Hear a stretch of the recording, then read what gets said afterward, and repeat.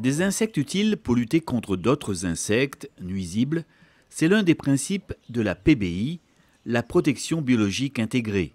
Depuis peu, les horticulteurs et pépiniéristes de La Réunion peuvent également profiter de cette technique, utilisée déjà depuis de nombreuses années par les agriculteurs.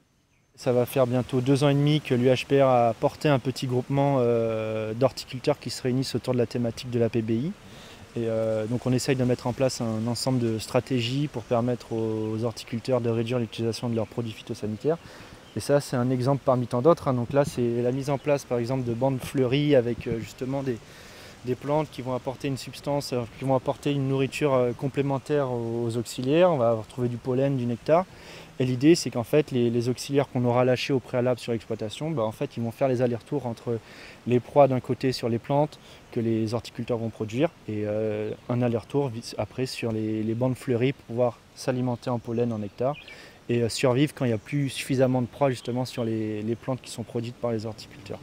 C'est utile et c'est agréable en fait, parce que on est une pépinière spécialisée en palmiers et du coup d'avoir quelques coloris de fleurs comme ça, ça fait joli. Après, l'objectif principal aussi de ce type d'infrastructure, c'est de faciliter, on va dire, l'entretien. Donc on essaie de privilégier plutôt les plantes vivaces que les plantes annuelles, justement pour pas qu'il y ait nécessité de replanter tous les ans, de refaire du semis. Là, c'est vraiment que ce petit parterre là fasse sa vie tranquillement, apporte ses fleurs pour les auxiliaires et que les horticulteurs puissent se concentrer sur leur travail de produire de la plante ornementale. Installés à l'étang salé et spécialistes des palmiers, Corinne et Daniel Abmont se sont lancés dès le début de leur activité dans une production horticole plus respectueuse de l'environnement. On était déjà dans cette démarche d'avoir un impact le plus réduit possible au niveau de notre empreinte sur la Terre. Mais cette démarche d'utiliser des auxiliaires pour nous aider dans cette lutte biologique, c'est énorme. Parce qu'on ne souhaite pas utiliser de produits phyto-conventionnels. Voilà. Et ça permet d'être dans le droit fil de notre philosophie de vie, je dirais. Et dès le début, on a tout de suite senti la nécessité de s'éloigner du chimique le plus tôt possible. Et dès notre arrivée, la première élimination de produits chimiques, ça a été les désherbants qu'on a arrêtés tout de suite. Et donc du coup, on utilise le désherbage manuel, mécanique, pour pouvoir enlever les mauvaises herbes. Pas toutes, parce que toutes les herbes ne sont pas mauvaises, elles sont aussi utiles pour attirer les auxiliaires.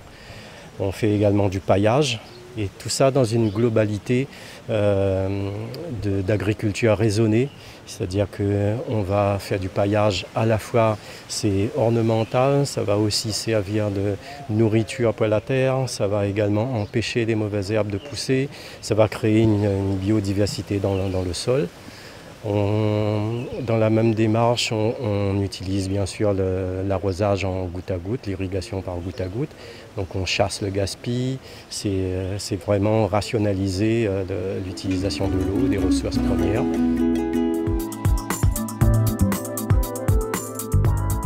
Afin de protéger ces plants de palmiers des attaques de ravageurs, Daniel Abmont fait appel à des insectes auxiliaires. Ici, en l'occurrence, ce sont des punaises qu'il élève pour les besoins de sa pépinière. Là, 2 fois par semaine, on va nourrir notre élevage de punaises qui sont placées sur des plantes hautes, c'est du tabac ornemental. Et on va les nourrir avec des œufs de crevettes, le temps qu'ils se reproduisent. Ensuite, une fois qu'ils se sont bien reproduits et qu'il y en a en quantité suffisante, on va couper ces têtes de tabac et puis les lâcher dans des endroits spécifiques de la pépinière. Et ils vont, eux, ces punaises, s'attaquer aux nuisibles. Voilà. Donc on n'en met pas beaucoup, juste saupoudré comme ça, 2 fois par semaine. Ça c'est pour nourrir les punaises. Voilà, on voit, ils s'envolent un petit peu là. Donc là, l'idée en fait, c'est c'est de maintenir en fait une petite punaise prédatrice notamment d'alerodes, de trips au sein d'une exploitation, parce qu'en fait c'est un auxiliaire qui finalement s'élève assez facilement, hein, ouais, il y a juste besoin de le nourrir 1 à 2 fois par semaine, et c'est un auxiliaire après qu'on pourra déplacer à volonté sur l'exploitation. Dans la démarche globale de la PBI, on utilise aussi des pièges chromatiques qui sont en fait des plaques témoins pour voir qu'est-ce qu'il y a comme nuisible qui rentre dans notre ombrière. Donc des plaques jaunes, des plaques bleues. Et après, lors du passage du technicien, il va analyser qu'est-ce qui a été piégé dessus pour pouvoir faire la lutte qui va avec. Parmi les auxiliaires des cultures, les coccinelles sont également de précieux alliés pour les horticulteurs. Là, elle est ici, c'est ça, le petit truc là. Donc ça, c'est une coccinelle aussi pareil spécifique à cette cochenille farineuse. Donc elle s'appelle Rhodolia fumida, et pareil, là, l'idée c'était aussi de leur apprendre à reconnaître cette coccinelle. Quand elle était à l'état adulte, elle est assez reconnaissable.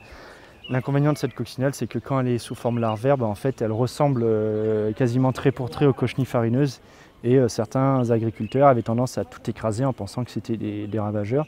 Donc l'objectif justement du GI2E aussi, c'est de former les horticulteurs à reconnaître, à savoir bien identifier finalement les ravageurs des auxiliaires pour pouvoir optimiser finalement les chances de régulation.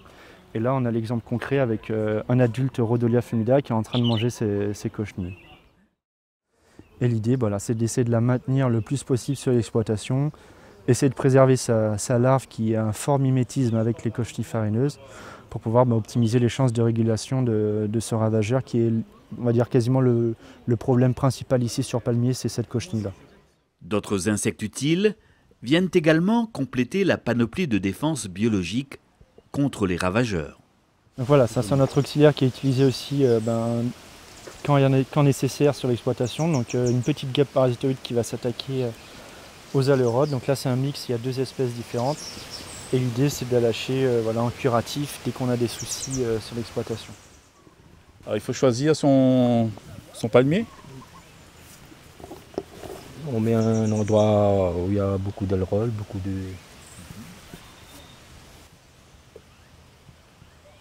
Voilà. C'est fini. Fini pour l'instant. Et là, c'est les auxiliaires qui vont faire le travail. Les auxiliaires qui vont faire le travail. Et après, nous, on aura moins de travail aussi à faire dessus les palmiers. Moins de temps, et c'est un gain de temps pour nous aussi. Ouais.